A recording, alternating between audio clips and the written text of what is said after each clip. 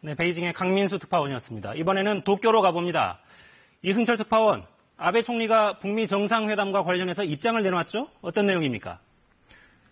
네, 아베 총리 러시아를 방문 중인데요. 푸틴 대통령과의 공동 기자회견에서 북한의 비핵화와 관련해 언급을 했습니다.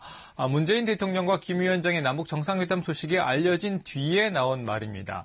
우선은 북핵 위기 해소를 위해 트럼프 미국 대통령과 김정은 북한 국무위원장 간 정상회담이 필수적이라는 이야기를 했는데요.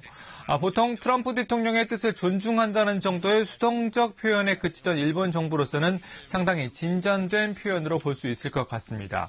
그러면서 아베 총리, 유엔 안보리 결의가 규정하고 있듯이 완전하고 검증 가능하며 불가역적인 비핵화를 실현하는 것이 중요하다고 다시 한번 강조했습니다. 또 북한이 올바른 방향으로 가도록 러시아와 긴밀하게 협력해 나갈 것이라고 덧붙였습니다. 아베 총리는 북미 정상회담 전에 트럼프 대통령과도 다시 회동할 것으로 전해지고 있습니다. 네, 이승철 특파원. 일본 정부의 관심은 비핵화도 비핵화지만 아무래도 납치된 일본인들 문제에 더 크겠죠?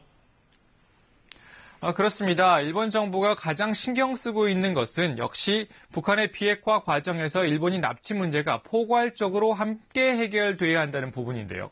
역시 그 전제는 북미 정상회담의 성사 여부라 할 수가 있습니다. 북미 정상회담이 성사가 되고 북한이 비핵화 수순에 들어가면 일본도 북한과의 정상회담을 통해서 납치자 문제 등을 풀어보겠다는 접근 방식입니다. 어제 남북 정상회담도 북미 정상회담을 위한 성격이 있었던 만큼 일본은 과연 남북 정상 간의 어떤 대화가 어떤 정도 수준에서 이루어졌는지 촉각을 곤두세우고 있습니다.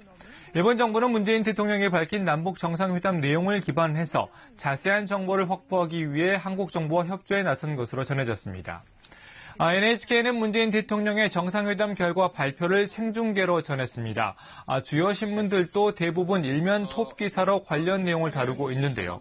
특히 트럼프 대통령이 북미 정상회담에 대해서 다시 긍정적인 입장을 보인 후에 남북 정상회담이 있었고 그 후에 트럼프 대통령이 북미 정상회담 재추진을 공식화한 흐름에 주목하는 모습입니다.